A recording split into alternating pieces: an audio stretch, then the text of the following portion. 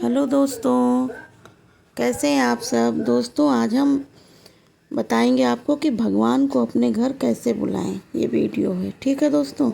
इस रूप में हम आपको एक कहानी सुनाने जा रहे हैं कि एक गांव में एक भोला नाम का आदमी रहता था दोस्तों। अपने नाम की तरह ही वो भोला था और उसके नाम के अनुरूप ही वो भोला था और खुद चला कुछ करने।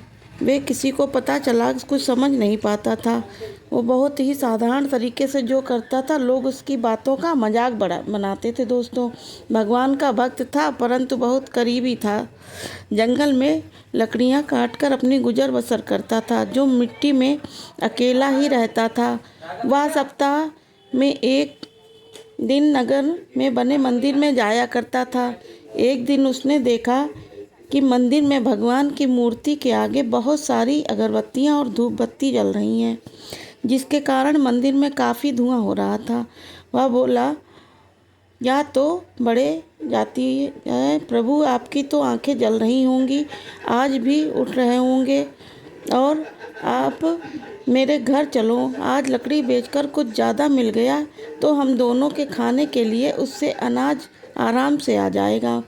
उसके भोलेपन और सरल हृदय से भगवान उसके सामने साक्षात प्रकट हो गए और बोले कि ठीक है, तुम जाकर भोजन बनाओ, फिर तुम मुझे बुलाना, मैं आ जाऊंगा। वहाँ खुशी खुशी घर गया और भोजन बनाने का सारा सामान खरीदा और बड़े प्रेम से भोजन बनाने लगा। भोजन बनाने के बाद वो भगवान को बुलाने मंदिर की ओर चल पड़ा। अभी वो कुछ दूर ही था कि एक बालक मिला उसे। उसने कहा कि मुझे बहुत भूख लगी है। उस बालक पर उसे दया आ गई, उसे अपने घर ले गया और बड़े प्रेम से उसे भोजन करवाया।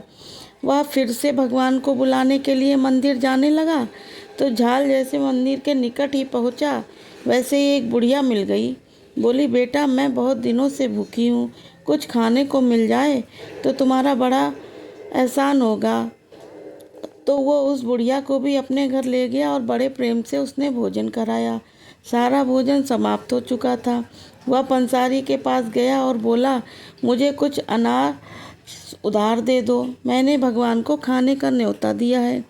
वह साहूकार हंसने लगा और बोला, ऐसा भी कहीं होता है? भगवान किसी के घर नहीं आते। इस पर भोला बोला कि नहीं, भगवान मेरे घर जरूर आएंगे, उन्होंने मुझसे कहा है आने के लिए। और वह साहूकार की मिन्नतें करने लगा। साहूकार बोला कि अगर तुम्हें अनाज चाहिए तो बाहर रखी हुई सारी बोरियां उठाकर अंदर रख दो। भोले ने उसकी सारी बोरियां उठाकर उसको अंदर रख दिया। बदले में साहूकार ने उसे अनाज और कुछ चावल दान दे दिए और फिर वो घर आया और उसने रोटी और चावल बना के भगवान को बुलाने के लिए फिर मंदिर चल पड़ा। मंदिर के द्वार पर उसे एक बड़ा मिला और वो बहुत भूखा था। भोला ने उसे भी घर लाकर भोजन खिलाया। फिर वह दोबारा से मंदिर गया भगवान को बुलाने के लिए और बोला कि क्षमा करना भगवान, ये थोड़ी देर हो गई, भोजन तैयार है। भगवान बोले कि मैंने तो भोजन कर लिया, अब तो मुझे भूख ही नहीं है। तो बोला कि यह तो बात गलत है प्रभु, आपने तो मुझसे वादा किया था कि आप मेरे घर भोजन करने आएंगे। उसकी जिद देखकर भगवान उसके साथ उसके घर के लिए चल दिए। जब बुलाने वह खाना परोसा तो भगवान बोले कि अब तो मुझे बिल्कुल भी भूख नहीं है, तुमने मुझे 3 बार खाना खिला दिया है। तो वह बोला कि नहीं प्रभु, मैंने तो आपको खाना खिलाया ही नहीं। तो भगवान बोले, वाह, बाहर लंगुरिया और बुढ़ा तो था, वो तुमने मुझे खाना खिलाया, परंतु भोला की समझ में यह बात कहाँ से आ रही थी वह नहीं समझा। भगवान बोले कि ठीक है, मैं एक शर्त पर खाऊंगा, मैं भी मेरे साथ मेरी ही थाली में भोजन करना होगा। तो वह मान गया। इस प्रकार भगवान और भक्त दोनों एक ही साथ एक ही थाली में भोजन करने लगे। भगवान भोजन करके चले गए। उसके बाद भोला के दिन बदल गए और उसके पास धंधा ने सब कुछ हो गया। उसकी यह स्थिति देखकर वह साकार साहूकार भी मंदिर गया और भगवान से बोला, भगवान आपने भोला के घर में भोजन किया है तो आपको अब मेरे घर में भी भोजन करना पड़ेगा। भगवान ने कहा ठीक है, जाओ तुम जाकर खाना बनाओ, फिर मुझे बुलाने के लिए आ जाना।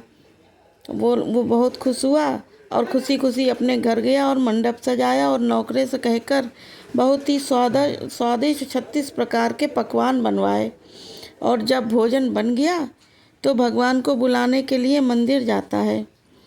उसे भी भगवान बालक के रूप में मिलते हैं, परंतु वह बालक को फटकार लगाकर आता है। इसी तरह वह बुढ़िया भी उस बूढ़े को भी वह फटकार लगाकर दूर धकेल देता है और मंदिर में पहुंचकर भगवान से बोला कि भगवान भोजन तैयार है भोजन के लिए एक। परंतु भगवान कहते हैं कि तुमने 3 बार मेरा तिरस्कार किया है, अब मैं तुम्हारे साथ नहीं चल सकता। अब मैं मूर्तिवान हो चुका हूँ। अब आपकी कहानी अच्छी लगती है अगर तो हमारी चैनल को सब्सक्राइब कर दीजिएगा। ओके दोस्तों, बाय बाय।